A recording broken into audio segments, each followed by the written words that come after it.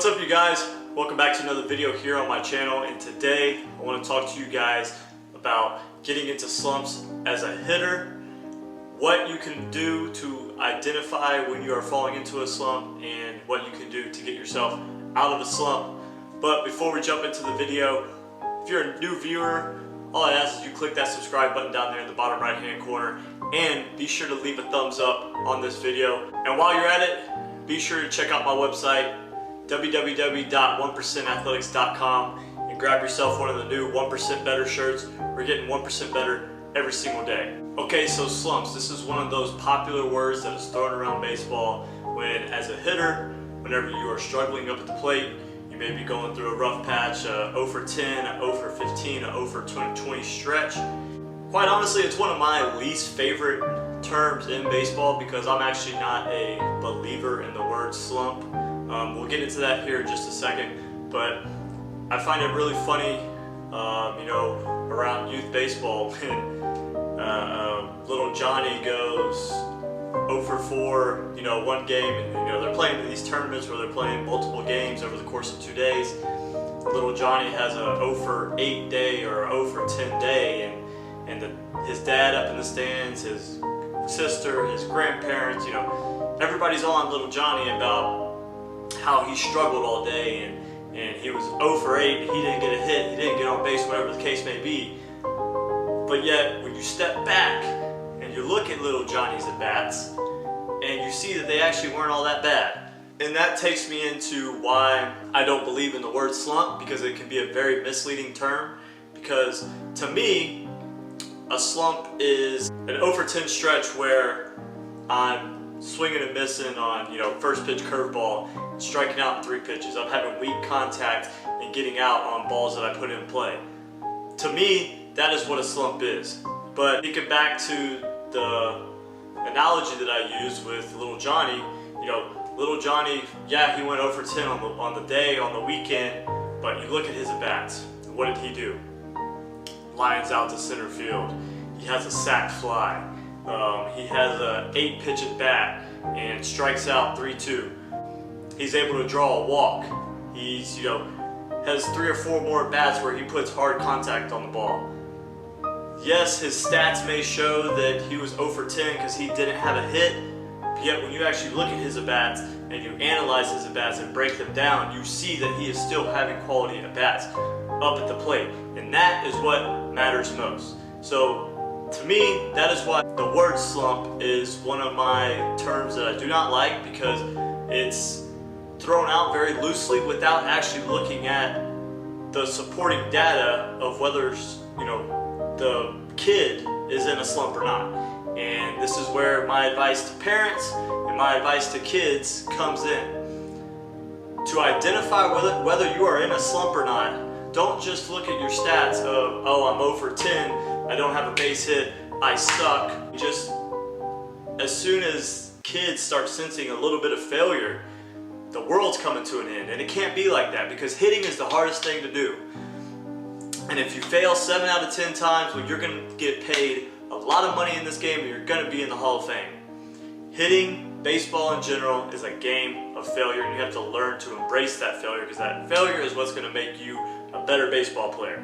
And if every time you get out, you go back to the dugout and you cry, and your dad's on your butt about how you got out, you're never going to be able to develop. You're never going to be able to learn to deal with that failure. And so this, for me, is to help you guys learn to identify these slumps and to get out of them. So if you're 0 for 10, stop looking at it in the fact of, I don't have a base hit. Start breaking down your at-bats and analyzing them to see whether you're actually in a quote-unquote slump or not, because your at-bats will tell you everything that's going on. So if you're putting together quality at-bats, and what's a quality at-bat? You see more than 4 pitches, get the pitcher's pitch count up. You work the count 3-2. You do a job where you move a guy over. So guys on first base, you get him to second. Guys on third base, you score him. You're leading off an inning, and you find a way on base. Or you make solid, hard contact and line balls out to somebody, or you hit a one-hop screamer to the shortstop and he just makes a good play. Those are not slumps, guys. And as a baseball player, you have to learn how to control the controllables. As a hitter, the only thing you can control is the swing you put on the ball. Well, you also control what pitches you swing at, but I'll dive into that later in the video. But you control the pitches, or the swing that you put on the ball. Once that ball leaves your bat, you can't control what happens. As a pitcher, you control throwing the ball at the batter, trying to throw a strike. Whether the batter hits it or not, whether the umpire calls it a strike or not, you can't control that. As a fielder, two things you can control is putting yourself in a position to field the ball correctly and also making a good throw.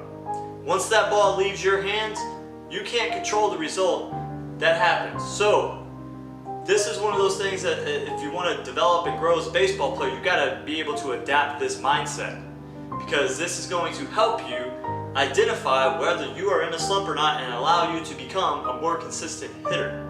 Understanding that you can only control what you can control. So if you go up to the plate 10 times and you hit 10 hard line drives and you get out every single time, you're not in a slump. That's just bad luck.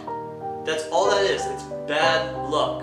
Now, in reference to controlling the swings that you put on the ball, this is where, as a hitter, you have to start forming an approach. You can't just go up to the plate with swing now mode and just swinging at everything. And if you guys would like, leave me a comment down below and I will make a video on how to create a successful approach, what an approach is, and how you can use that to become a better hitter. If you'd like for me to make a video about that, leave me a comment down below. But if you're confident in the approach you have at the plate, you have an idea of what you're trying to do at the plate. You know what your strengths and weaknesses are and what pitches you're looking for in each count. And if there's guys on base, you know what you're trying to do. You know what your job is. Those are the kind of things that are going to allow you to be a consistent hitter and also keep you out from getting into slumps. Now, if you go and you look at your bats, and like I said, you have weak contact, or you're swinging at first pitch off speed in the dirt, you know, just those kind of things, then yeah, those are the moments that you're starting to slip into that slump. And that's when you need to step back and reanalyze your at-bats and rethink your mindset going up to the plate. And having an approach, developing an approach, is what's going to allow you to be able to see more success and become a more consistent hitter. Because going up to the plate and just swinging the bat is not going to cut it. Especially as you start getting older, you get into high school, you get into college, where these pitchers are polished and they can throw 2, 3, 4 pitches for strikes and be able to locate them, and they're not just relying on their fastball alone. The higher up you go, the less mistakes that pitchers make. And as a hitter, you gotta hit the pitcher's mistakes. So you gotta be ready, dialed in, that when he leaves that changeup up, you gotta be able to react to it and crush it. And so all of this goes into building yourself as a hitter and having consistency and staying out of slumps. So if you're somebody that is not seeing a lot of success at the plate, and you're hearing it from your family about how you're struggling, and you're in your own head, and you're at the plate and you're worrying, then what you need to do is take a step back and look at your at-bats and rethink what kind of pitches you're looking to swing at, or in what counts you're swinging in, how aggressive or how passive you're being. Those kind of things, once you're able to start figuring them out as a hitter, are what's going to allow you to see that success and keep you out of slumps. Hitting, guys, a lot of it is mental. Yeah, you can have pretty smooth mechanics, but when you're up at the plate, it starts in your mind. Having not only a quiet, calm mind. You can't be at the plate thinking about your mechanics, thinking about where your hands are supposed to go, your hips supposed to go, where your foot's supposed to get down. All you can do is have a calm mind, quiet, relaxed, and know what you're looking for at the plate. Knowing what pitches you want to hit, knowing where you're trying to hit the ball, and knowing what the pitcher's trying to do to you, dictated by point in time of the game. I hope this video has been helpful for you guys. Like I said, I wanted to make this to help you guys identify what a slump is. Okay, a slump is not putting together quality at bats. It's swinging at pitches you shouldn't be swinging at. It's going down on 3 pitches or less, going up there and swinging at 3 straight strikes, or even just looking at 3 straight strikes with the bat on your shoulder. It's making weak contact. If you do that over the stretch of multiple at-bats, 10, 20, 30 at-bats, and you don't make the adjustment, you don't figure out what it is you're doing wrong, yes, you're in a slump. And that's on you.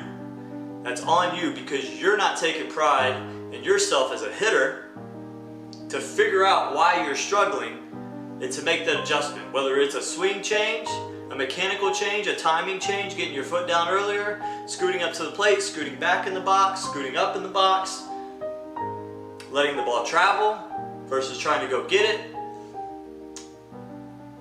Or it's an approach change where you just need to look for different pitches to hit, or be less aggressive, or be more aggressive.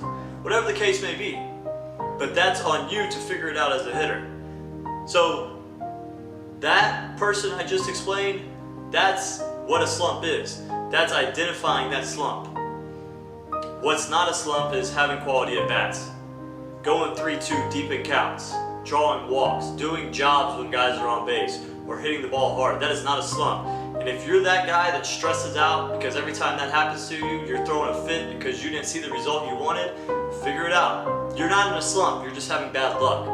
But the more you continue to be hard on yourself, it's going to be tougher for you to develop as a hitter to get to the place you want to be.